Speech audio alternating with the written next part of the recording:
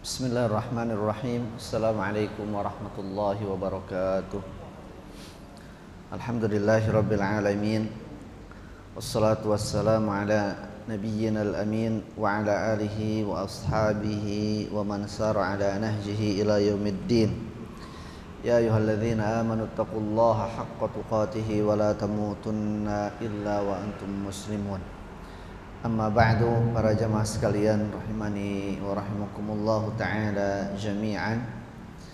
Alhamdulillah, di kesempatan siang hari ini dipertemukan kembali kita oleh Allah Subhanahu wa ta'ala dalam rangka kita sama-sama berupaya untuk mengkaji, mentelaah, memahami dan mentadabburi ayat-ayat Allah Subhanahu wa ta'ala, yang itu merupakan kewajiban untuk kita semua sebagai seorang muslim agar kita dapat memahami firman Allah Subhanahu wa ta'ala, kemudian untuk kita amalkan, kita praktekkan di dalam kehidupan kita sehari-hari. InsyaAllah kita akan lanjutkan pelajaran kita dari tafsir Ibnu Katsir yang hari ini masuk ke ayat 63.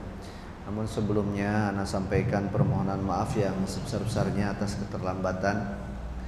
Qadarullah ma syaa fa'al. Tadi di perjalanan sangat padat sekali, di dalam maupun di luar tol kondisinya hampir sama sehingga tidak bisa menghindar. Tadi mencoba keluar tol di Cawang, ternyata sama saja di luar juga tersendat.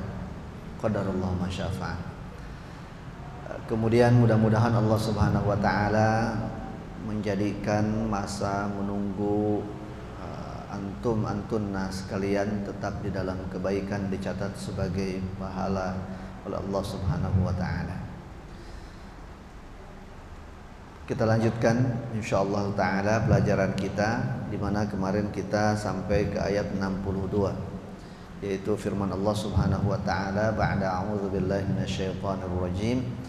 Innal ladzina amanu wal ladzina hadu wan nasara was-sabiina man amana billahi wal yawmil akhir wa 'amila shalihan falahum ajruhum 'inda rabbihim wala khaufun 'alaihim wala hum yahzanun. Ayat ini seringkali dijadikan dalil akal-akalan orang-orang yang ingin membiaskan keimanan kita kepada agama Allah Subhanahu wa ta'ala yang saat ini kita yakini bersama kebenarannya, yaitu agama Islam. Bahwa kata Allah Subhanahu wa ta'ala dalam Al-Baqarah ayat ke-62, sesungguhnya orang-orang yang beriman dan orang-orang yang Yahudi dan Nasrani was-sabiin, yang beriman kepada Allah dan yaumil akhir serta beramal saleh, maka bagi mereka adalah balasan pahala inda rabbihim, di sisi Tuhan mereka Allah Jalla fi'ula, wala khaufun 'alaihim wala hum yahzanun. Mereka tidak akan tertimpa rasa takut dan kesedihan. Kalau sepintas kita hanya membaca ayat ini dari terjemahannya, ya, kita bisa terkecoh. Oh iya, benar juga ya, bahwa kata Allah orang Yahudi, orang Nasrani, as-sabiin, orang-orang yang bertatawwu, beramal baik, ya, orang Islam, kalau mereka percaya kepada Allah, percaya kepada hari akhir dan beramal soleh, maka mereka akan mendapatkan kebaikan di sisi Allah. Tetapi kalau kita baca maknanya, baca tafsirnya, maksudnya adalah bahwa orang yang beriman dari orang Islam saat ini, ataupun orang-orang Yahudi pada masanya dan orang-orang Nasrani pada masa kenabian Nabi Isa alaihi salam, ya, kalau mereka beriman kepada Allah, beriman kepada akhir dan beramal soleh, maka nilainya sama di sisi Allah Subhanahu wa ta'ala. Nanti mereka akan mendapatkan kebaikannya, ya. Tapi catatannya adalah, sekali lagi yang harus digarisbawahi, alladzina hadu wan nasara was-sabiin, itu pada masanya, bukan saat ini. Ini pada masanya, ya, di mana agama-agama samawi itu pada masanya adalah agama yang dianggap benar, agama yang dibenarkan oleh Allah Subhanahu wa taala. Ya, agama Yahudi pada masanya itu adalah memang agama yang diturunkan oleh Allah yang harus diikuti oleh orang pada saat itu, begitupun ajaran yang dibawa oleh Nabi Isa, ya, dan kemudian masing-masing salahiyahnya, ya, masa berlakunya kemudian selesai habis dengan adanya atau datangnya nabi setelahnya, ya. Sehingga otomatis, ya, agama Yahudi, agama Nasrani selesai masanya, ya, dengan turunnya Nabi Muhammad Sallallahu Alaihi Wasallam yang kemudian membawa agama yang menyempurnakan agama-agama sebelumnya, yaitu ajaran Islam, yaitu agama Islam yang saat ini kita yakini kebenarannya. Kemudian kita lanjutkan dengan ayat ke-63. Ini masih berkaitan dengan kisah Bani Israel. Ini sangat panjang sekali ayat yang mengisahkan tentang Bani Israel. Mudah-mudahan para jamaah tidak bosan, tidak jenuh dengan kajian tafsir ini. Ya, saya tadi di perjalanan sambil macet merenung. Kalau seandainya saya usulkan kepada panitia terutama, bagaimana kalau kemudian nanti misalnya setelah selesai daripada kisah Bani Israel ini, supaya tidak jenuh kita di permulaan ini. Biasanya para ulama itu memulai kajian tafsir itu tidak langsung ke Al-Baqarah yang suratnya panjang, ayatnya juga panjang-panjang, temanya juga panjang-panjang. Tapi biasanya kita dulu, kami waktu belajar di pesantren maupun ketika pada saat di kuliah, itu dimulai dengan ayat-ayat pendek terlebih dahulu. Ya, memang bagusnya sih dari depan ke belakang gitu ya, dari Al-Fatihah, Al-Baqarah, Ali Imran gitu. Cuman biasanya menimbulkan efek jenuh, ya, efek jenuh, bosen. Nah, karena kok nggak ganti-ganti gitu lama gitu. Nah, tapi kalau dari ayat-ayat surat-surat pendek dari juz amma, maka wah, alhamdulillah sudah selesai satu surat An-Nas. Semangat lagi kita mulai surat Al-Falaq, semangat lagi kemudian Al-Ikhlas, ya, kemudian Al-Lahab, An-Nasr, Al-Kafirun, dan seterusnya naik ke atas, misalnya seperti itu. Tapi itu nanti silakan dimusyawarahkan, ya, usulan tersebut.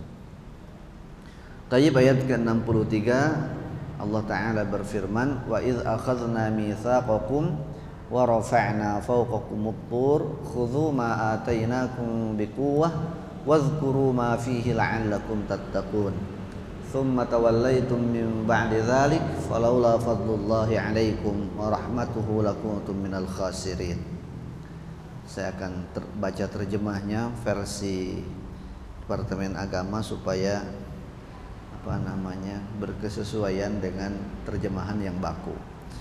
Kata Allah Subhanahu wa taala, dan ingatlah ketika kami mengambil janji dari kamu dan kami angkatkan gunung Tursina di atasmu seraya kami berfirman, peganglah teguh-teguh apa yang kami berikan kepadamu dan ingatlah selalu apa yang ada di dalamnya agar kamu bertakwa.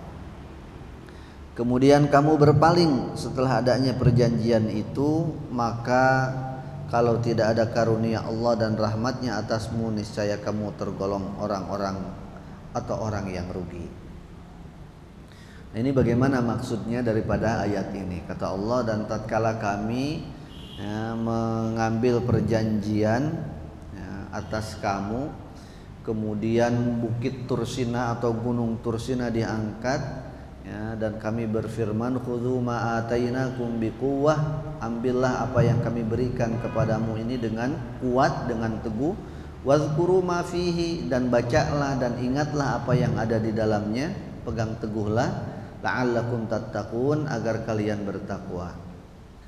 Kata Imam Ibnu Katsir, ayat ini mengingatkan Bani Israel terhadap apa yang telah Allah Subhanahu wa ta'ala ambil dari mereka, ya, yang sudah Allah Subhanahu wa ta'ala pegang dari mereka, yaitu janji-janji mereka, di mana mereka berjanji kepada Allah Subhanahu wa taala untuk mereka itu beriman kepada Allah Subhanahu wa taala, mentauhidkan Allah Subhanahu wa taala, tidak mensekutukan Allah Subhanahu wa taala, serta mengikuti rasulnya, rasul-rasul yang diutus kepada mereka. Jadi ini mitsak mereka, ya, perjanjian mereka itu mereka berjanji kepada Allah, mereka akan beriman hanya kepada Allah, tidak berbuat syirik, dan kemudian mengikuti Rasul yang diutus kepada mereka. Sama perjanjiannya dengan perjanjian kita. Tatkala kita mengucapkan dua kalimat syahadat, asyhadu an la ilaha illallah wa asyhadu anna muhammadan rasulullah. Ini sama. Perjanjian kita ini, perjanjian syahadat ini, yaitu kita bersaksi, berjanji akan menjadikan Allah Subhanahu wa taala wahdahu la syarikalah, satu-satunya Tuhan yang patut untuk disembah dan tidak ada sekutu baginya. Ya, artinya kita beribadah hanya kepada Allah, kita mengerjakan segala sesuatu itu tujuannya ikhlas karena Allah semata, ya, tidak ada sekutu baginya. Wa asyhadu anna muhammadar rasulullah, serta kita bersaksi, berjanji, maksudnya bersaksi di situ bahwa kita akan menjadikan Nabi Muhammad sallallahu alaihi wasallam sebagai rasul Allah. Apa itu perjanjian bahwa kita berjanji menjadikan Nabi Muhammad sebagai pesuruh Allah, bahwa segala sesuatu yang dihabarkan oleh Rasulullah sallallahu alaihi wasallam itu adalah sumbernya wahyu dari Allah Subhanahu wa taala. Ala inni utitul qur'ana wa mithlahu ma'ahu. Kata Rasulullah SAW, aku diberikan Al-Quran dan aku pula diberikan sesuatu yang semisal dengannya bersama dengan Al-Quran itu, yaitu sunnah. Ya, kata Allah Subhanahu wa taala, wa ma yantiqu 'anil hawa in huwa illa wahyu yuha, bahwa segala apa yang diucapkan oleh Nabi Muhammad SAW itu tidak berdasar, tidak bersumber dari keinginan pribadinya, bukan karena kepentingan beliau secara pribadi sallallahu alaihi wasallam. Wa ma yantiqu 'anil hawa in huwa illa wahyu yuha, bukan dari hawa nafsunya. Bahkan kata Allah Subhanahu wa taala, apa yang disampaikan, diucapkan oleh Nabi Muhammad sallallahu alaihi wasallam itu adalah wahyun yuha, wahyu, ya, yang Allah Subhanahu wa taala turunkan kepada beliau.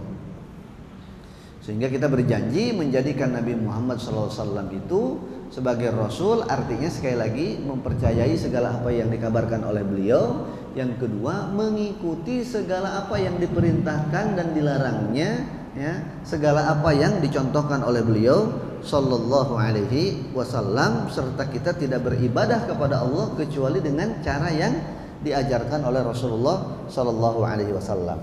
Jadi ternyata sama perjanjiannya Bani Israel dengan kita. Bani Israel juga seperti itu, karena memang agama ini sejatinya adalah sama, sumbernya dari Allah Subhanahu wa taala. Nah, Bani Israel itu sampai dia diancam oleh Allah Subhanahu wa taala untuk bisa konsekuen dengan perjanjiannya yang mereka buat itu, dengan syahadat yang mereka ucapkan. Ya, itu diangkatlah gunung Tursina, ya, gunung Tursina itu, ya, Sinai, kalau sekarang orang bilang gunung Sinai di Mesir, ya, di Mesir yang daratan Asia, ya. Itu masya Allah gunungnya besar dan batu semua, ya, gunungnya besar dan batu semua, hampir nggak ada pohon-pohon, ada 1-2 pohon saja mungkin. Di atas itu ada satu pohon besar, bukan di atas, di tengah-tengah itu ada satu pohon besar, selebihnya kayaknya nggak ada pohon lagi. Saya 2 kali naik sampai ke puncak, nggak nemukan itu pohon selain ada pohon di tengah-tengah. Itu pun kalau kita turunnya melalui jalur yang ada pohon itu, kalau baliknya ke jalur yang satunya yang biasanya lagi nggak ada pohon itu. Artinya yang begitu besar, semuanya batu, diangkat oleh Allah Subhanahu wa taala di atas kepala mereka, supaya apa? Liyuqirru bima uhidu alaihi, supaya mereka itu mau berpegang teguh, ya, mau konsekuen dengan perjanjian yang mereka buat sendiri. Perjanjian itu mereka ucapkan sendiri, perjanjian itu, ya, dan supaya mereka, kata Imam Ibnu Katsir, mengamalkan, ya, apa yang sudah mereka ucapkan. Ya.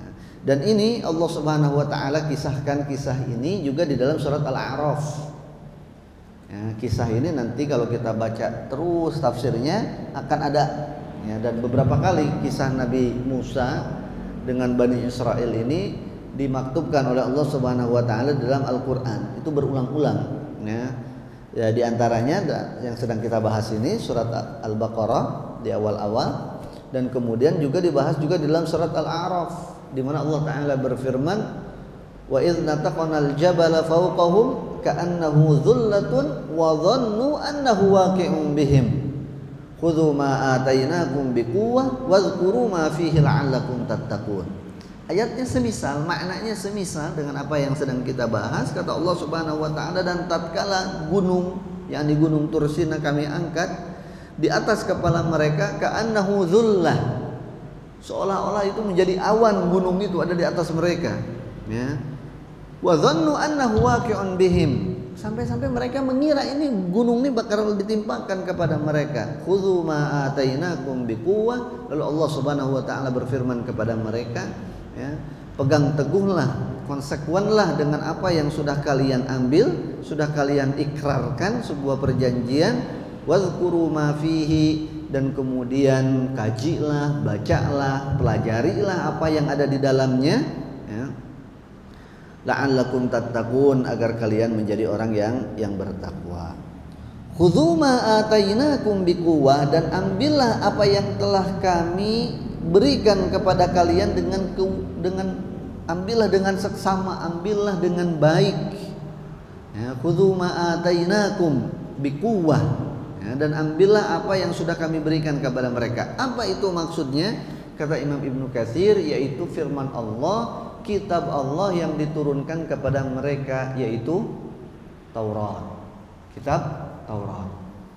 Jadi Allah memerintahkan kepada mereka, ya, yang sudah berjanji berikrar itu, ya, kemudian ambil ini kitabnya Taurat, ya kan, biquwwah, ya, dengan kuat. Maksudnya dengan kuat itu apa? Dengan ketaatan. Kata Imam Ibnu Katsir, Rabi Ibn Anas mengatakan biquwwah ma'nahu ay bitta'ah, dengan ketaatan. Ambil dengan ketaatan, artinya laksanakan apa yang ada di dalamnya.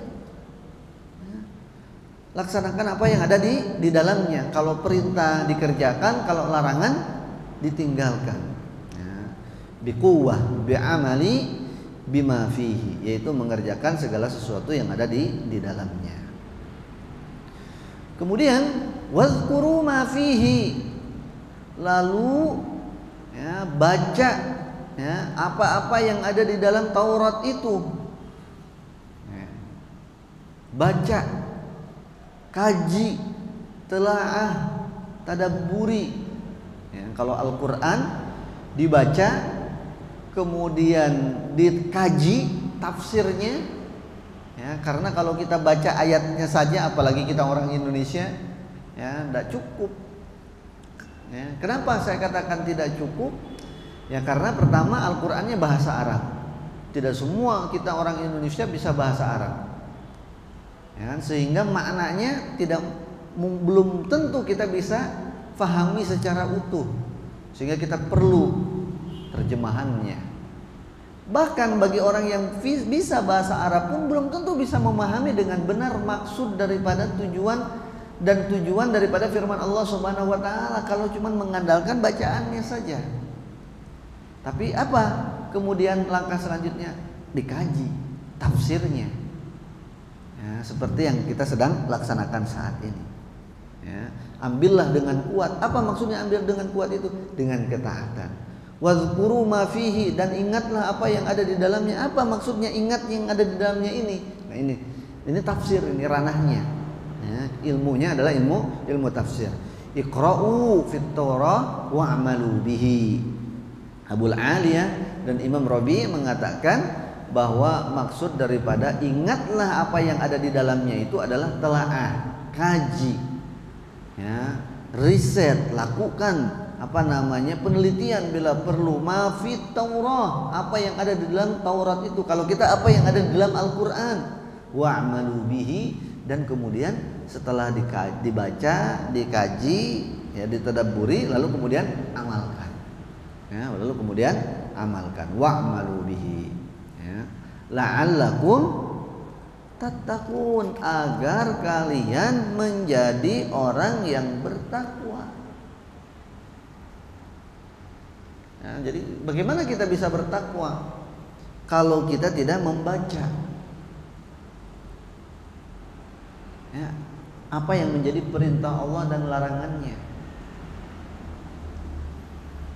Ya, jadi ini tahapannya, tahapan untuk mencapai derajat seseorang bertakwa, untuk menjadikan seorang bertakwa. Prosesnya itu adalah bagaimana? Ya, setelah dia bersyahadat, kemudian konsekuen, ya, dengan syahadat tadi, dengan perjanjian tadi, lalu kemudian membaca khudzu ma atainakum, lalu kemudian kita ambil apa yang Allah berikan kepada kita, kepada kalian, kata Allah Subhanahu wa taala. Kalau mereka orang-orang Yahudi adalah Taurat, kalau kita orang Islam saat ini dan seluruh manusia saat ini pada saat itu adalah Taurat, kalau pada saat ini adalah Al-Qur'an. Ambil Al-Qur'an itu.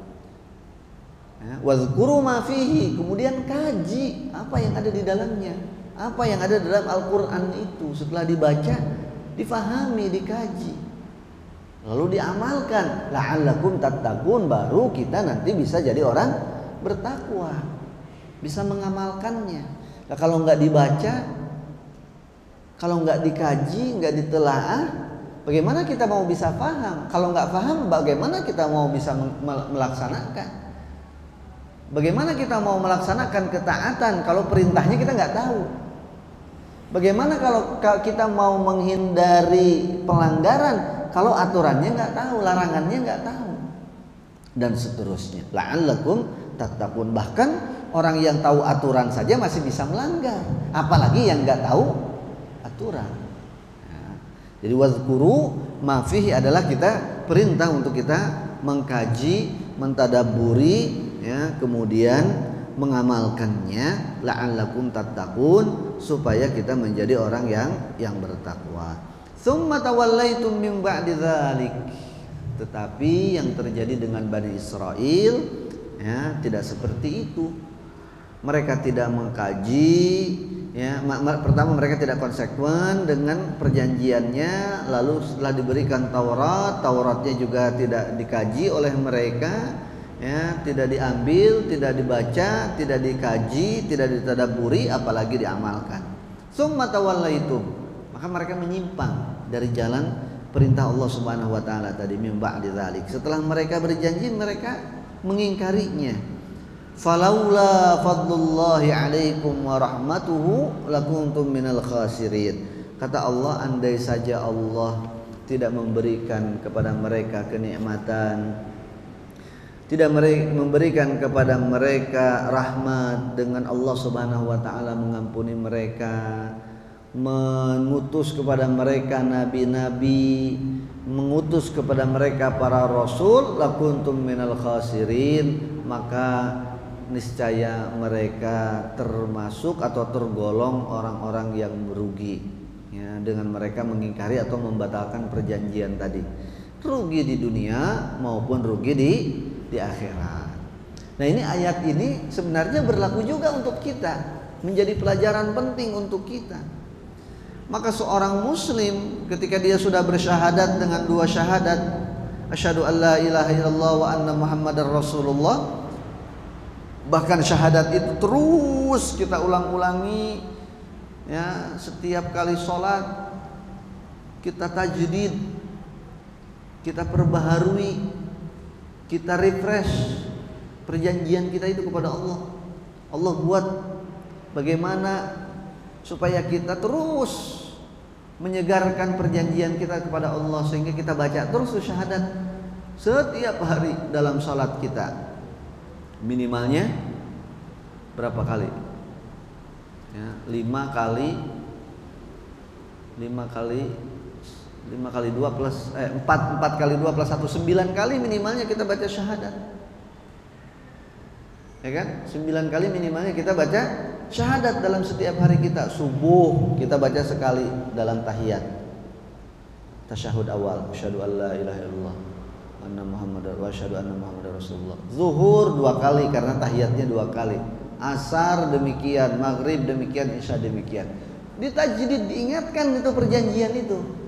Supaya ingat terus, supaya seger terus dalam ingatan kita perjanjian itu. Ya. Kemudian Allah berikan kepada kita Al-Quran supaya kita kaji. Sudah alhamdulillah kita terima itu Al-Quran. Ya, wadhkuru ma fihi. Kemudian kaji, baca, kaji tafsirnya, telaah ayat-ayatnya, tadabburi ayat-ayatnya, dan kemudian berusaha untuk kita amalkan sedikit demi sedikit. Yang jadi perintah kita amalkan sedikit demi sedikit, yang berupa larangan ya kita tinggalkan secara total. La'allakum tattaqun, supaya kita menjadi manusia yang takwa. Kalau tidak, berarti kita sama dengan summa tawallaitum min ba'di dzalik, sama dengan kita berpaling setelah kita berbuat perjanjian, membuat perjanjian. Sama dengan kita mengkhianati perjanjian.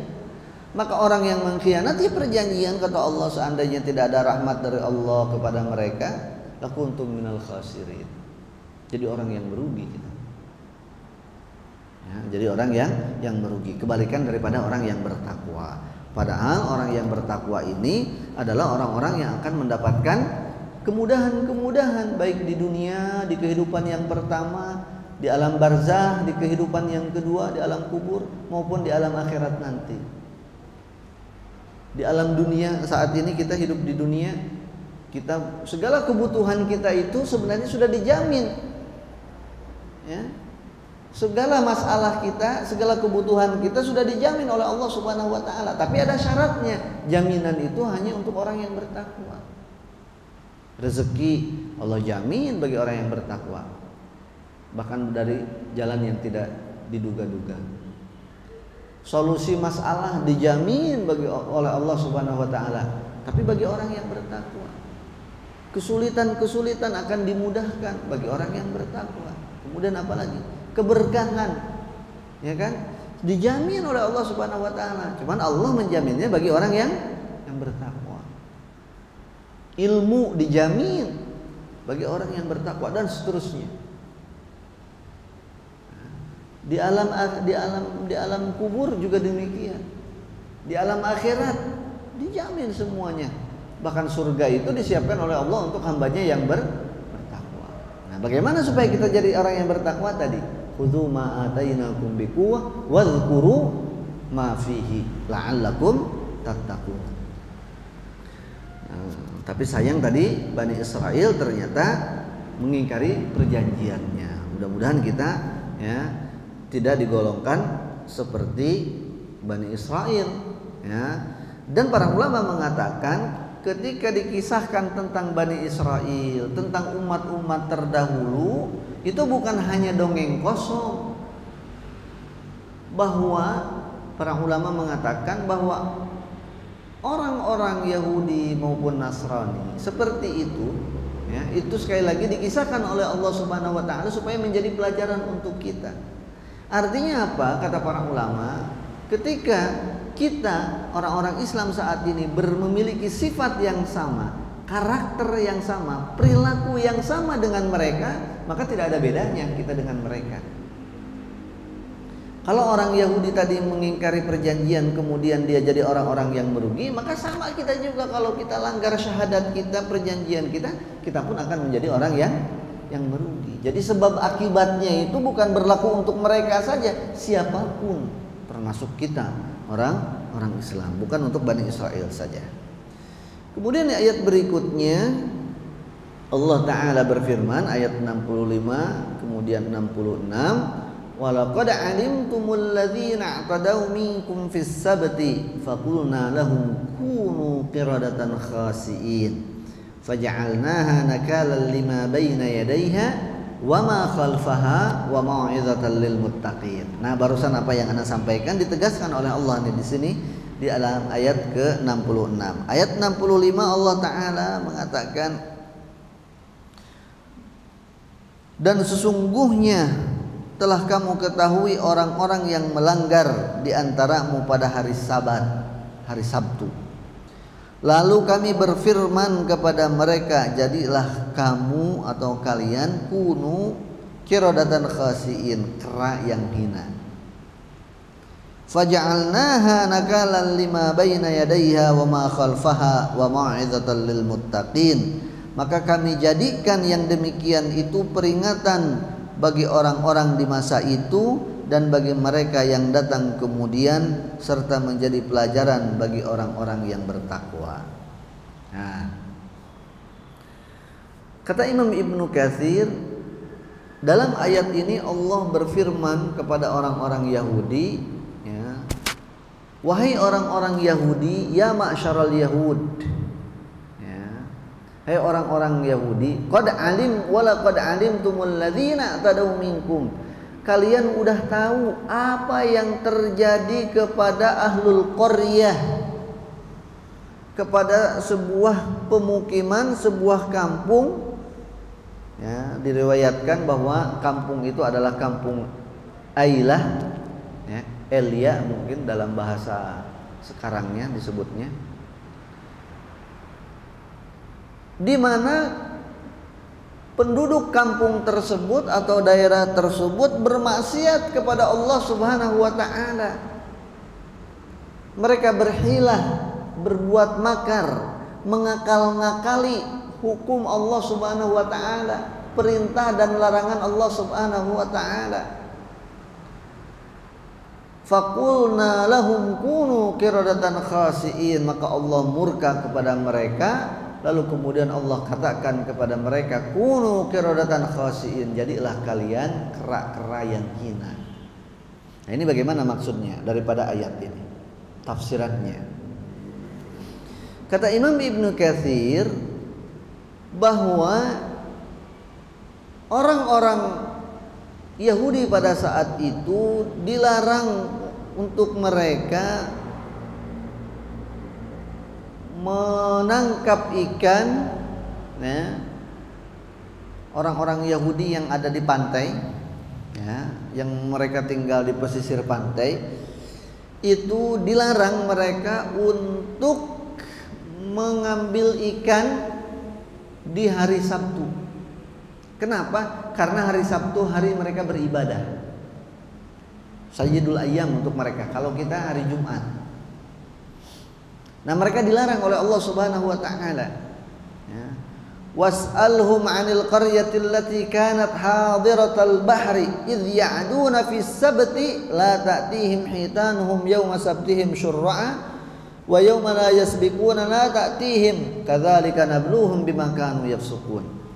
Nah, di dalam ayat yang lain dalam surat Al-A'raf sekali lagi kisah ini oleh Allah Subhanahu wa taala disebutkan atau diulang pengisahannya di dalam surat Al-A'raf, di mana mereka itu orang-orang Yahudi itu oleh Allah Subhanahu wa taala pada hari Sabtu dilarang untuk menangkap ikan, untuk berlayar atau memasang jaring mereka menangkap ikan di hari Sabtu. Terutama oleh mereka-mereka, ini tidak semua orang Yahudi, tapi utamanya Yahudi-Yahudi yang tinggal di pesisir pantai. Tapi Allah kemudian berikan ujian kepada mereka. Apa ujiannya? Bahwa ikan-ikan itu datang kalau hari Sabtu. Paus-paus itu, ya, terutama ikan paus, itu kalau hari Sabtu mereka memunculkan diri, menampakkan dirinya, bahkan punggungnya itu dinaikkan ke atas, ya, dan kemudian menyemburkan air itu. Kalau paus kan muncul gitu kemudian dia menyemburkan air, ya, dari hidungnya atau apanya itu, di punggungnya itu, ya, dari bagian atasnya itu. Seperti itu ditampak-tampakkan. Nah, mereka orang-orang Yahudi mengatakan, ini kalau kita nggak mancing hari Sabtu nggak dapat itu ikan paus itu, karena hari lain kok nggak ada. Tapi ada larangan dari Allah Subhanahu wa taala bahwa menangkap ikan hari Sabtu enggak boleh. Maka di sini Imam Ibnu Katsir meriwayatkan beberapa riwayat penafsiran. Yang pertama dari Ibnu Abbas, ya, kemudian juga dari ulama yang lainnya, bahwa kemudian ketika Allah Subhanahu wa taala, ya, mengharuskan mereka untuk mengagungkan hari Sabtu, mengagungkan dalam tanda petik, untuk memaksimalkan hari Sabtu itu sebagai hari ibadah, sebagaimana kita hari Jumat itu adalah hari yang diagungkan, sayyidul ayyam untuk kita.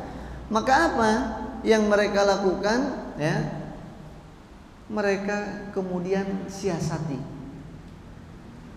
ya, mereka siasati. Oke, kita tidak nangkep ikan hari Sabtu karena ini adalah hari ibadah, hari Sabat, sebutnya hari Sabat, ya, Sabat Agung atau apalah mereka istilahnya. Sabat itu Sabtu. Ya, tapi kok ternyata di hari terutama ikan paus, ya, mereka nggak ngelihat di hari yang lain itu. Ahad, Senin, Kemis, Jumat, Sabtu, Rabu, Kamis, Jumat, Sabtu, nggak kelihatan itu ikan, bahkan nggak ada. Tapi hari Sabtu ada. Sementara kata mereka kita mau ikan paus. Maka apa yang mereka lakukan? Ya, satu riwayat mengatakan bahwa mereka memasang jaring mereka sejak hari Jumat. Ya, ditenggerkan tuh jaring-jaring mereka di hari Jumat.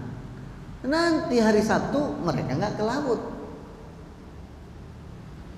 Hari Minggu kan ikan-ikan sudah terperangkap di situ pada hari Sabtunya, ya kan? Sehingga hari Minggu tinggal narik, atau malam Minggu mereka tinggal narik. Satu riwayat mengatakan mereka memasangnya Jumat malam, yakni malam Sabtu, ya, dia pasang malamnya. Nanti hari Sabtu begitu terbenam matahari, kan hari Sabtu habis, ya kan? Maka kemudian malam Minggu mereka sudah menarik jaring atau jala yang mereka pasang sebelumnya itu, sehingga mereka dapat ikan. Ini satu riwayat. Satu riwayat yang lain mengatakan bahwa tipu daya mereka, hilah mereka, makar mereka itu, mereka menggali pantai, membuat kayak semacam kolam, kalau kita mungkin tambak begitu, yang mereka jorokkan ke pantai, sehingga kalau hari Sabtu itu ada ombak, maka ombak itu akan membawa ikan itu, terutama ikan paus, ke tambak-tambak yang mereka buat.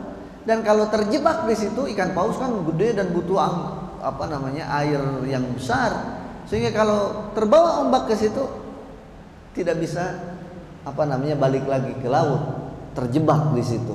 Sehingga besoknya hari Minggu, ya, hari Ahad mereka menangkap ikan itu, atau malam Ahadnya mereka sudah tangkap ikan yang terjebak tadi.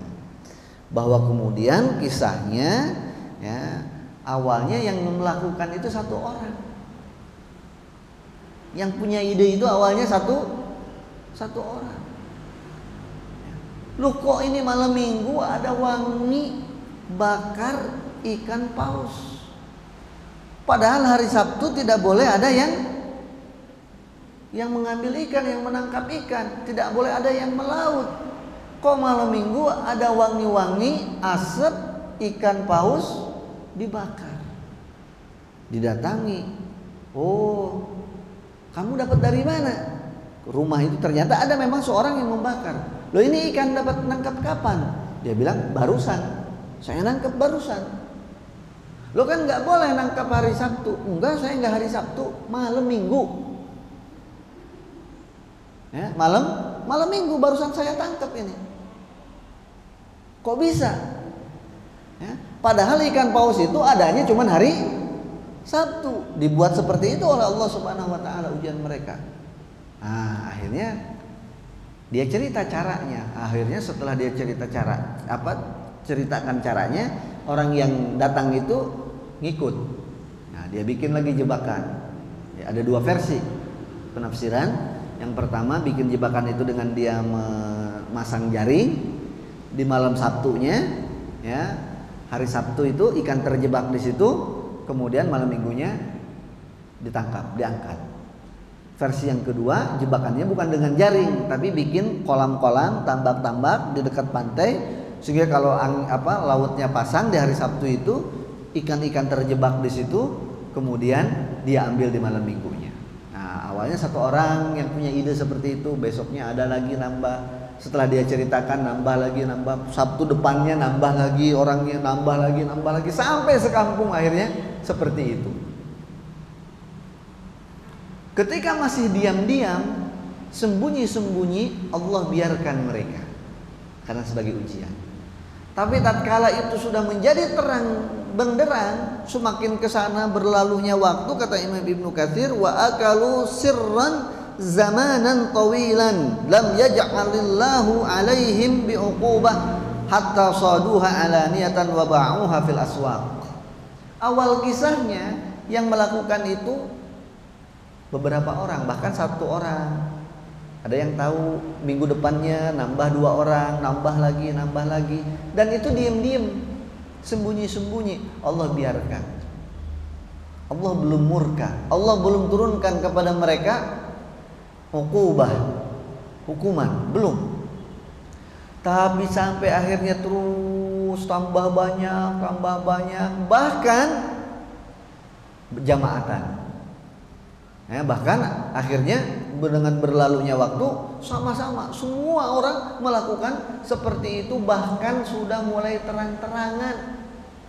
Dan hasil dari tangkapan malam Minggu itu, dalam tanda petik, sebenarnya tangkapan hari Sabtu itu yang mereka ambil di hari malam Minggu, itu mereka jual belikan di pasar, sudah mulai terang-terangan.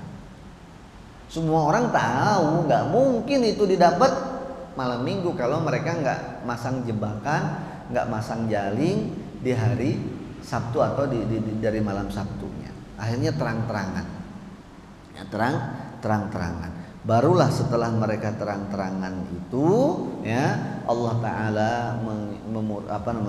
menurunkan azab kepada mereka. Allah Ta'ala murka kepada mereka, maka kemudian Allah jadikan mereka kunu kirodatan khasiin. Jadilah mereka, ya, jadilah kalian, kata Allah Subhanahu wa Ta'ala, kirodatan, ya, kera khasiin, yang hina. Nah, kata Imam Ibnu Katsir bahwa semua orang di sana, ya, semua orang, ya, di sana tiba-tiba menjadi kera, dilaknat oleh Allah Subhanahu wa Ta'ala, ya. Bahkan bukan hanya kera, tapi qiradah wal khanazir, dan jadi babi, waliyadzubillah, ya. Jadi mereka saling melihat satu sama lain, ya, saling melihat satu sama lain. Lo kok kamu kayak kera? Lo kamu juga, kata gitu kan? Lo kamu kok kayak kera? Lo kamu juga, dan seterusnya begitu. Baik yang laki-laki maupun yang perempuan. Wa innahum la ya'rafuna ar-rajulu bi'ainihi innahu laqiradah wal mar'atu bi'ainiha wa innaha laqiradah. Jadi ibu-ibu, emak-emak ketemu temannya, kaget dia. Loh, kok jadi monyet? Dan meskipun jadi monyet, dia tahu bahwa si fulanah ini adalah fulanah, bahwa monyet ini adalah fulanah sebelumnya. Jadi saling mengenal, saling mengetahui. Begitupun yang laki-lakinya, bapak-bapaknya, pemudanya, bahkan disebutkan di sini adalah sampai anak kecilnya, was-sabiyyu bi'ainihi wa innahu laqirdun, bahwa anak kecil juga sama. Jadi itu manusia sekampung itu, sedaerah itu yang ada di pesisir itu semuanya berubah menjadi al-qiradah, menjadi monyet. Dan ya namanya azab, siksa, Allah permalukan mereka satu sama lain. Ketika jadi monyet, kemudian mereka saling mengenal, nggak kemudian oh itu monyet yang datang dari hutan, bukan. Dia tahu bahwa itu tuh adalah tadinya si ini, kemudian sekarang berubah jadi monyet. Dan monyet yang satunya juga tahu ke monyet yang lain, dia tahu bahwa itu tadinya si fulan dan sekarang berubah menjadi monyet, dan seterusnya. Ya. Ibnu Abbas kemudian mengatakan Falaula ma dzakarallahu annahu anjal ladzina nahau 'anis su laqulna ahlakal jami' minhum. Seandainya semua orang Yahudi pada saat itu ada di pesisir pantai, maka semuanya menjadi monyet.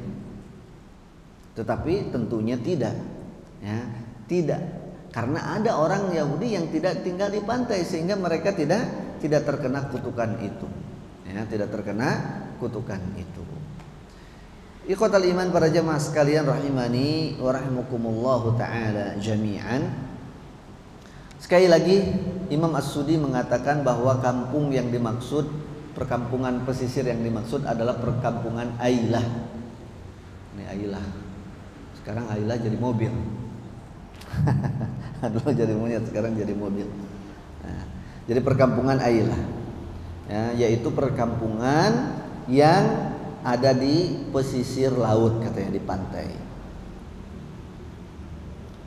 Di mana perkampungan itu kata Imam As-Sudi, ya, mereka dilarang untuk melaut pada hari Sabtu, ya, tetapi Allah uji mereka di mana hari Sabtu itu justru ikan-ikan datang, ya, terutama ikan paus, sehingga mereka tergoda, ya, untuk melanggar aturan Allah Subhanahu wa taala, ya, sehingga mereka kemudian mengakali bagaimana perasaan mereka, akal-akal mereka. Ya, bagaimana nih aturan Allah tidak dilanggar, tidak mancing, tidak menangkap ikan di hari Sabtu, tapi ikannya tetap dapat. Nah, padahal larangan Allah itu adalah mengambil ikan yang ada di hari Sabtu. Ya, dengan mereka memasang jaring dari malam Sabtunya, dari Jumat malam dan membiarkan jaring itu terpasang di hari Sabtu, ya sama saja itu adalah mereka mancing di hari Sabtu walaupun secara fisik mereka tidak ada di sana. Ya, ini akal-akalan, ya, akal-akalan. Maka kemudian Allah kutuk mereka menjadi menjadi kera, dan ada ulama yang mengatakan, ya, riwayat yang mengatakan bahwa kondisi azab itu, ya, siksa itu, kutukan itu, laknat itu terjadi kepada mereka selama 3 hari. Jadi selama 3 hari. Jadi mereka jadi kera 3 hari, setelah 3 hari mereka semuanya mati. Bukan sembuh lagi jadi manusia lagi, tapi mati. Sehingga zuriyah mereka atau kutukan itu tidak kemudian turun menurun. Jadi kera-kera yang ada sekarang itu bukan keturunan Bani Israel yang pada saat itu dikutuk jadi kera, bukan. Nah, ini juga mitos-mitos seperti itu, ya. Jangan kita mudah percayai, ya, bahwa kata para ulama, ada riwayat mengatakan bahwa kejadian itu terjadi selama 3 hari. Setelah itu kemudian mereka meninggal dunia atau mereka mati, sehingga tidak ada keturunan mereka yang hidup setelahnya. Ya, jadi tidak beranak pinak. Ketika mereka sudah jadi kera itu tidak beranak pinak. Kalaupun mungkin mereka, mohon maaf, ada yang melakukan perkawinan, ya, artinya hubungan dalam 3 hari itu, ya kan, proses untuk jadi anak mengandung kan beberapa waktu, ya kan. Kalau manusia biasa kan 9 bulan, kurang lebih 9 bulan 10 hari. Nah, ini mereka hidupnya cuma 3 hari. Setelah dilaknat itu jadi kera itu, dikutuk jadi kera itu, kemudian 3 hari, setelah 3 hari kemudian mereka mati. Nah, itu kisahnya kurang lebih, nanti bisa kita detailkan kisah ini sebenarnya, yaitu pada surat Al-A'raf, ya, pada saat kita nanti membahasnya insyaallah di ayat 163 164. Kemudian, ya, faj'alnaha nakalan lima baina yadaiha. Kisah itu kata Allah Subhanahu wa taala, dan kampung itu ja'alnaha, kami jadikan ia, nakala, peringatan, lima baina yadaiha, untuk orang-orang yang ada di sekitarnya. Jadi orang-orang Yahudi yang tinggalnya tidak di pantai, yang tinggalnya jauh dari pantai. Ya, mohon maaf kalau kita analogikan sekarang kan, itu kan tadi Priuk. Nah, Patal sini, Bayoran kan bukan orang pantai. Nah, tapi tahu kisah itu, maka kisah itu menjadi peringatan bagi orang-orang yang di sini nih. Yang di Patal, yang di mana, yang di Blok M, yang Kebayoran dan seterusnya, supaya tidak berbuat seperti itu. Tidak ngakal-ngakali hukum Allah Subhanahu wa taala. Tidak dibuat mainan aturan Allah Subhanahu wa taala. Faja'alnaha nakalan lima bayyana yadayha wa ma khalfaha, dan juga dijadikan peringatan bagi orang-orang yang datang setelahnya. Jadi generasi setelahnya. Termasuk kita. Kita generasi setelah mereka. Kan ini cerita dulu, ya kan?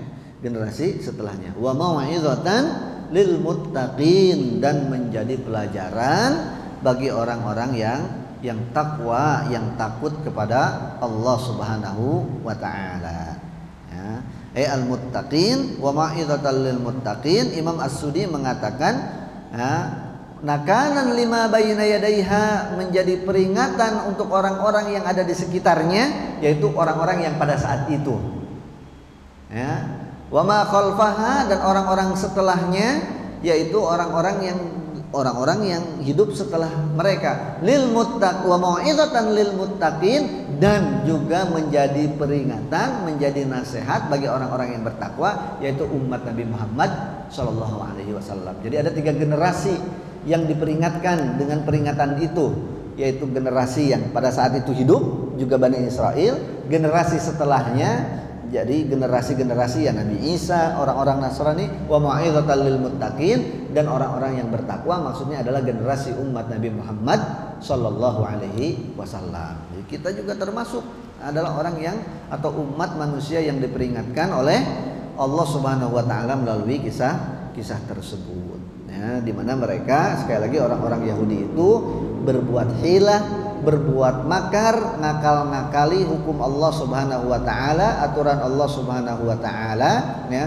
Maka hati-hatilah, kata Imam Ibnu Katsir, orang-orang yang bertakwa tidak boleh melakukan seperti itu, sebab kalau melakukan seperti itu akan berdampak kepada dirinya dengan dampak yang semisal, akibat yang semisal, akan mengakibatkan akibat yang semisal. Oleh karenanya Rasulullah Shallallahu Alaihi Wasallam bersabda dalam hadis yang diriwayatkan oleh Abu Hurairah radhiyallahu taala anhu, di mana Rasul menyabdakan, la tartakibu martakabal yahud fatastahillu maharimallahi bi adnal hayr. Janganlah kalian melakukan apa yang sudah dilakukan oleh orang-orang Yahudi, ya. Karena kalian kalau seperti itu, kalian nanti akan menghalalkan apa-apa yang diharamkan oleh Allah Subhanahu wa taala dengan cara-cara yang halus, dengan cara-cara yang tersembunyi, dengan cara-cara yang samar. Nah, jadi jangan coba-coba, ya, jangan coba-coba. Sebab akibatnya apa? Akibatnya nanti kalau coba-coba, kita akan menghalalkan apa yang diharamkan oleh Allah, atau mengharamkan apa yang dihalalkan oleh Allah Subhanahu wa taala. Kalau sudah begitu, akibatnya sangat fatal, ya. Akibatnya sangat fatal. Wallahu taala a'lam bissawab. Ya, Bapak Ibu sekalian, jamaah rahimani wa rahimakumullah taala jami'an. Sekali lagi, ayat ini konteksnya adalah bukan hanya kisahnya adalah kisah orang-orang Yahudi, tapi kemudian pelajarannya tentu sangat relevan sekali, ya, dengan kita semuanya, ya, dengan umat Nabi Muhammad SAW, bahwa ketika kita sudah membuat perjanjian dengan Allah, maka kita harus konsekuen dengan perjanjian itu. Apa itu perjanjiannya? Syahadat. Perjanjian orang Yahudi, mereka juga syahadat. Mereka berjanji akan iman kepada Allah, iman kepada Rasulnya, dan menjalankan kitab yang dibawa, yang diturunkan melalui Rasul mereka. Kita juga sama. Perjanjian kita apa? Syahadat. Asyhadu an la ilaha illallah wa asyhadu anna Muhammadar Rasulullah. Ya, kemudian Al-Quran diturunkan kepada kita, kemudian kita berjanji untuk mengamalkannya. Konsekuensi daripada perjanjian itu adalah kita mengamalkan Al-Quran dan Sunnah. Maka ketika kita melanggarnya, ketika mereka orang-orang Yahudi itu melanggarnya, kemudian oleh Allah Subhanahu wa taala diturunkan kepada mereka siksa, ya. Dan kemudian wadhkuru ma fi khudzu ma atainakum biquwwati wadhkuru ma fihi, ini adalah cara supaya mereka jadi orang yang bertakwa, juga menjadi cara untuk kita supaya kita jadi orang yang bertakwa. Apa itu? Bahwa Al-Qur'an dan sunnah yang sudah diturunkan itu kita ambil dengan kuat, ya. Kita pelajari, kita telaah, kita kaji, kemudian kita pahami, setelah itu kemudian kita amalkan. La'allakum tattaqun, itulah kemudian step-stepnya supaya kita menjadi orang yang bertakwa. Kalau kita tidak seperti itu, maka berarti kita tawallaitum summa tawallaitum min ba'di dzalik. Kita masuk kategori seperti orang-orang Yahudi yang berpaling dari perjanjian mereka, melanggar perjanjian. Bahkan lebih daripada itu, ternyata orang-orang Yahudi itu mengakali hukum-hukum Allah, aturan-aturan Allah, yang halal dijadikan, yang dilarang dijadikan yang haram dijadikan halal. Mereka usaha sedikit demi sedikit dengan cara samar sampai dengan terang-terangan.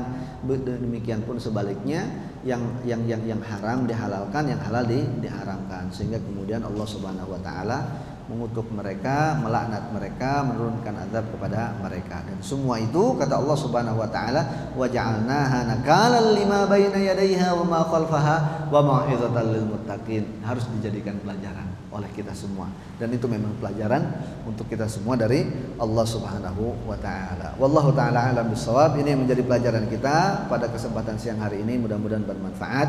Insyaallah kita lanjutkan di kesempatan berikutnya, ya, dengan masih kaitan dengan kisah Bani Israel, masih panjang kisah Bani Israel, yaitu dengan kisahnya yang masyhur terkait dengan perintah Allah Subhanahu wa taala kepada mereka untuk menyembelih sapi, ya, untuk menyembelih sapi. Wallahu taala alam.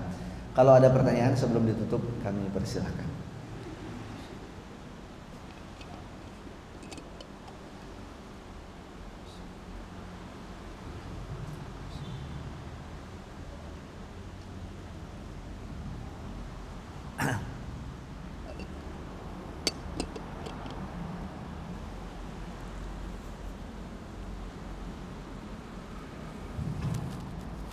Kalau kita tidak ada, kita cukup. Tidak ada. Oh, silakan Pak. Waalaikumsalam warahmatullahi wabarakatuh.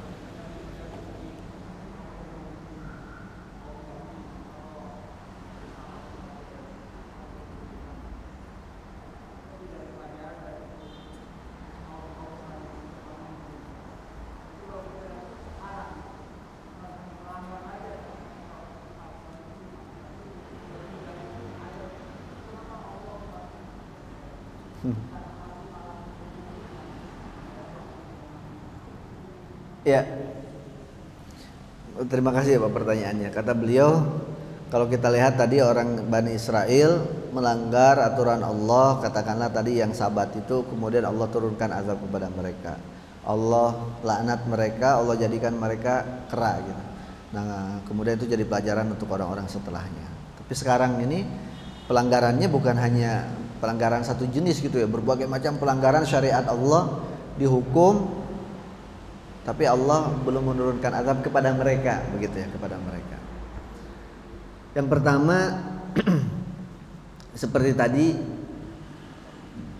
dijelaskan oleh Imam Ibnu Katsir bahwa Allah Subhanahu wa taala menurunkan azab kepada mereka itu setelah semua orang di situ melakukan yang sama, melanggar semuanya, melanggar hari Sabtu itu, melanggar hari Sabat itu. Ya, entah itu dengan terang-terangan maupun dengan sembunyi-sembunyi yang tadi itu. Ya, marak akhirnya semua orang di situ tidak tanpa terkecuali melanggar. Kalau kemudian Allah turunkan azab kepada mereka, menjadikan mereka qirodah, sehingga bukan hanya laki-lakinya saja, tapi ibu-ibunya juga kena, bapak-bapaknya kena, anak-anaknya juga semuanya kena, semuanya. Dan kemudian Allah matikan mereka semuanya supaya tidak lahir dari mereka keturunan-keturunan seperti itu. Itu yang pertama. Yang kedua, kaitan dengan azab, ya, azab, ya, itu ada yang berupa massal, ada yang ya individual, ya, individual, ada yang mikro, ada yang makro, gitu ya, azab, ya, siksaan Allah Subhanahu wa taala. Tapi semua itu, ya, adalah bersumber dari kesalahan kita, perilaku kita, orang si penerima azab itu, apapun bentuknya. apapun bentuknya. Kalaupun ada imbas kepada yang lain, maka itu menjadi ujian. Ya, maka itu menjadi ujian. Walaupun bisa jadi menjadi akibat juga. Kenapa saya sampaikan begitu? Karena Allah Subhanahu wa taala berfirman, "Wattaqu fitnatan la tusibannal ladzina zalamu minkum khassah." Dan jauhilah oleh kalian, takutlah kalian dari sebuah fitnah, dari sebuah azab yang akan Allah timpakan kepada suatu kaum. La tusibannal ladzina zalamu minkum khassah, di mana siksa ini, azab itu kalau sudah diturunkan oleh Allah Subhanahu wa taala, dia tidak hanya akan menimpa kepada pelaku perbuatan dosanya saja, tetapi orang-orang yang di sekitarnya juga akan terdampak. Ya, orang-orang yang di sekitarnya juga akan terdampak. Nah, dampaknya apa? Ya misalnya kalau terjadi gempa, kan yang kena gempa misalnya begitu bukan orang yang bermaksiat saja, tetapi orang-orang yang baik juga yang ada di daerah situ ya terkena juga. Nah, ini menjadi ujian bagi orang yang bermaksiat, itu menjadi musibah, menjadi azab, ya. Bagi orang yang berperilaku baik, yang alim, ini menjadi ujian untuk dia. Sekaligus menjadi peringatan, karena mestinya kita mendakwahinya supaya tidak seperti itu. Oleh karena itulah para ulama mengatakan pentingnya kita berdakwah, mendakwahkan itu. Kenapa? Sebab kalau orang itu berbuat dosa, kemudian dia dihukum oleh Allah dengan hukuman dunia, dengan siksa dunia, ya, atas dosanya itu, bisa jadi siksa itu, musibah itu tidak menimpa dia saja, akan menimpa kita orang yang ada di dekatnya. Itu. Nah, kalau berbicara secara spesifik dengan umat sekarang, wallahu taala alam, mungkin karena belum jama, ya semoga tidak jama, ya kan? Termasuk keberadaan antum-antum, kita mudah-mudahan menjadi perisai, katakanlah seperti itu, ya, menjadi perisai, ya. Karena tadi akibatnya kalau sudah turun bukan kepada mereka saja. Bukan kepada mereka saja. Itu yang pertama. Mudah-mudahan seperti itu. Masih banyak orang-orang yang baik, masih banyak orang-orang yang beristighfar. Wa ma kana Allah mu'adzibahum wa anta fihim wa ma kana Allah mu'adzibahum wa hum yastaghfirun. Ya, kalau masih banyak orang yang beristighfar, maka Allah Subhanahu wa taala akan menahan. Ya, akan menahan. Wa ma kana Allah mu'adzibahum wa hum yastaghfirun. Allah tidak akan menurunkan sebuah azab, sebuah siksa kepada sebuah kaum wa hum yastaghfirun kalau mereka masih beristighfar, ya, istighfar kita kepada Allah Subhanahu wa taala, ya. Mudah-mudahan seperti itu, Pak. Mudah-mudahan seperti itu, ya. Mudah-mudahan seperti itu. Tapi gerakan kita harus terus mendakwahi mereka, orang-orang yang bermaksiat, orang yang melanggar aturan Allah, supaya Allah tidak menurunkan siksa kepada mereka. Sebab akibatnya kalau mereka disiksa oleh Allah, bisa jadi kita kena imbasnya, ya, bisa jadi imbasnya. Kemudian musibah atau azab itu tidak mesti dengan terjadinya fenomena alam atau bencana alam, ya bisa jadi mungkin wallahu taala alam, katakanlah kemarin wabah corona, sekarang dunia krisis moneter, ya kan, global nih, krisis global nih sekarang nih, keuangan, ya kan, harga-harga naik dan seterusnya, ya, itu juga bagian yang tidak mengenakan untuk kita, bagian daripada musibah yang harus jadikan alat introspeksi untuk kita supaya ini tidak berkepanjangan, supaya ini tidak tambah buruk, tidak memperparah keadaan dan seterusnya, ya. Kemudian kita istighfar, eling kita kepada Allah Subhanahu wa taala sehingga itu diangkat oleh Allah Subhanahu wa taala. Allahumma amin insyaallah. Begitu, Pak. Barakallahu fiik. Cukup ya insyaallah. Kita cukupkan sampai di sini. Para jamaah sekalian, ibu bapak rahimani wa rahimakumullah, semoga yang sampaikan bermanfaat. Subhanakallahumma wa bihamdik asyhadu an la ilaha illa anta astaghfiruka wa atubu ilaik. Wa sallallahu ala nabiyyina Muhammad wa alihi washabbihi ajma'in. Wa akhiru da'wana alhamdulillahi rabbil alamin. Tsumma assalamu alaikum warahmatullahi wabarakatuh.